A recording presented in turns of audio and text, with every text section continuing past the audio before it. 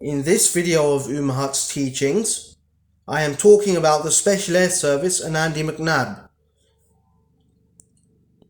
The Special Air Service is a British Special Forces unit. It is the best military organisation on planet Earth. Its soldiers are the greatest, most efficient and dangerous, best trained soldiers in the world. The SAS Special Air Service has a brutal training and recruitment regime designed to make tough, efficient soldiers. To prepare people for anything they will come across as soldiers.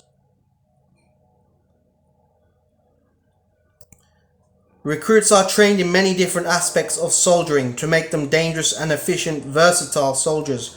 The training regime tests secure recruits to see if they have what it takes to be an SAS soldier.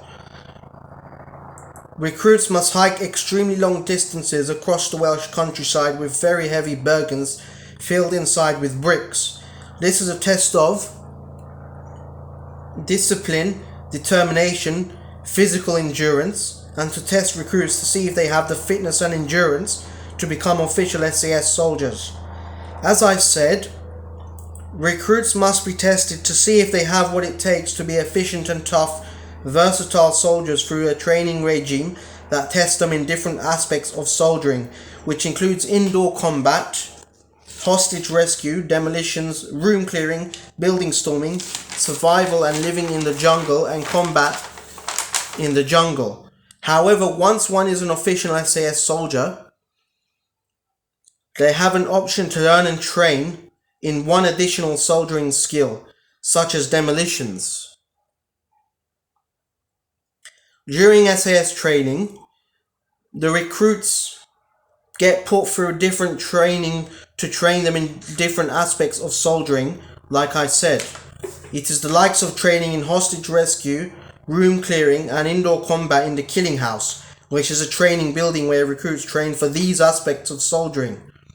However,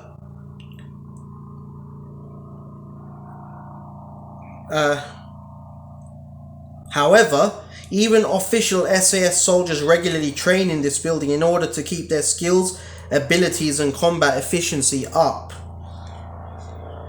In order to train recruits and soldiers better, risks are taken and soldiers and recruits train in the killing house with live rounds. Recruits must complete a course in the jungle in Malaysia to train them in surviving and living in the jungle and soldiering and combat in the jungle. Recruits are taught how to build A-frames, which is a bed soldiers make in the jungle to sleep in so that they don't have to sleep on the jungle ground and get bitten by bugs and insects. Another course recruits get put through is the ultimate test of toughness, physical and mental endurance, determination and patience. This course also teaches how to resist interrogation. Recruits must go through mock interrogations. The SAS is split into different divisions. Different divisions specialize in different aspects of warfare and soldiering. The SAS also has special divisions to combat certain types of enemies.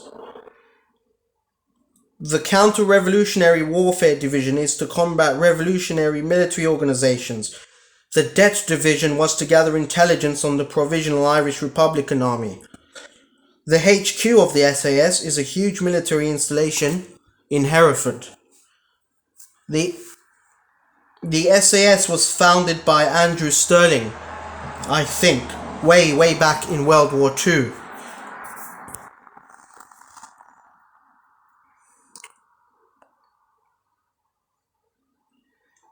The SAS actually carried out military operations during World War II. Now, allow me to actually talk about actual operations.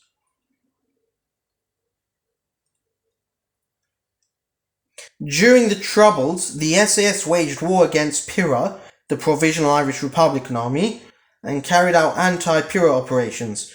The Det Division used to gather intelligence on them. The SAS fought to occupy the Falklands Islands as well. The SAS were also one of the biggest threats to the cocaine industry.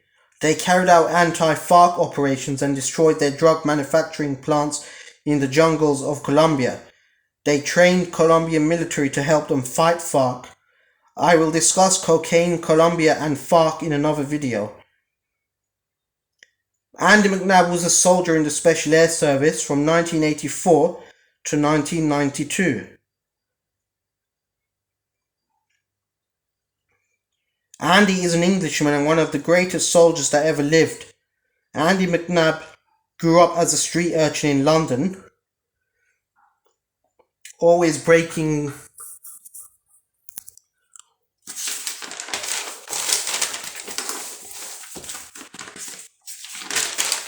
the law and getting into trouble. In the end, he ultimately made a life-changing decision to sort his life out, so he joined the British Army. At first, he applied as a helicopter pilot, but he wasn't smart enough for that. So he joined the infantry. He joined the Royal Green Jackets division of the British Army as an infantry foot soldier. He passed the training and became an official soldier. He served in Northern Ireland during the Troubles. It was in Northern Ireland as an RGJ, Royal Green Jackets, soldier during the Troubles that Andy Mcnab had his first combat experiences. His friend got blown into pieces by an improvised explosive device and Andy had to help recover his dead friend's pieces. Another first experience was when Andy got involved in his first firefight. From what I know from interviews with Andy Mcnab that I have seen on YouTube, from after he retired from the military and the books that I have read by him, Andy describes his first firefight as extremely scary, yet exciting and adrenaline pumping, and very tense. In 1984, Andy Mcnab joined the Special Air Service after passing the training, which I have read in his books was the hardest thing he'd ever done. In the early 90s, he retired from the SAS and the military. During his time in the SAS, Andy Mcnab carried out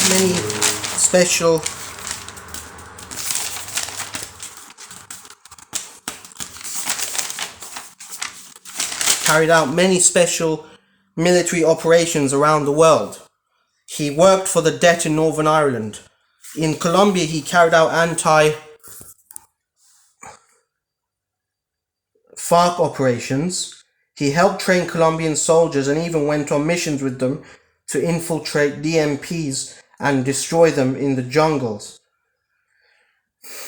In 1991, before he retired, Andy went on a mission with an SAS squadron he was the commander of. This is one of the most famous military operations of all time. It was a failure though. The objective was to destroy enemy communication lines. It was during the Gulf War and in the desert in Iraq. The fact that it was hot one moment and then snowing the next didn't help.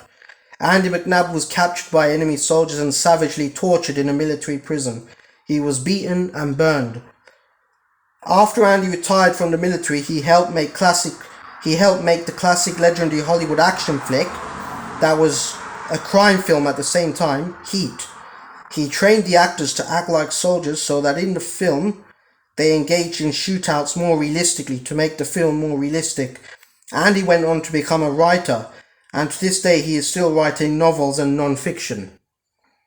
His books are militaristic, of course.